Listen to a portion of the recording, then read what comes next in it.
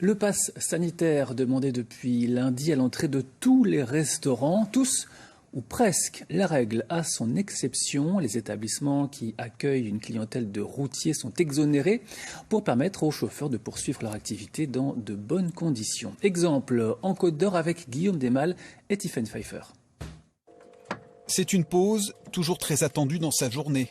Pour pouvoir se restaurer dans cet établissement, Eric n'a pas besoin de présenter un pass sanitaire. Seule sa carte professionnelle est nécessaire. Je trouve ça bien.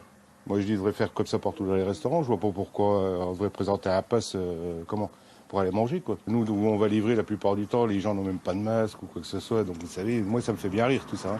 Une exemption de pass sanitaire pour les routiers, pas forcément synonyme de gain de temps pour les gérants de cet établissement. Il y a beaucoup de contraintes, il y a une perte de temps, beaucoup. Voilà. Et donc, il y a beaucoup de clients qui sont impatients, quoi, qui repartent, quoi. Mais ce n'est pas au niveau des routiers, c'est au niveau des touristes. Une contrainte supplémentaire pour les restaurateurs et des conditions d'accueil préservées pour les professionnels du transport. Tous gardent en mémoire une année 2020 compliquée. On a tellement galéré l'année dernière où il fallait faire des journées de 10-12 heures, mais sans pouvoir manger à midi, sans pouvoir se doucher le soir. On est content qu'aujourd'hui que les routiers restent ouverts et qu'on puisse avoir une vie à peu près normale. Dans cette entreprise de transport, l'une des plus importantes de la région, cette exemption de passe sanitaire pour les chauffeurs est un véritable soulagement.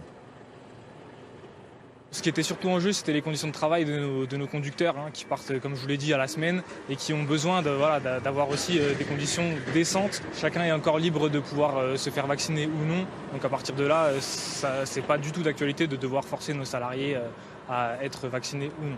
Et si de plus en plus d'entreprises imposent la vaccination à leurs salariés, cette mesure d'exemption évite des crispations dans un secteur essentiel à l'économie du pays.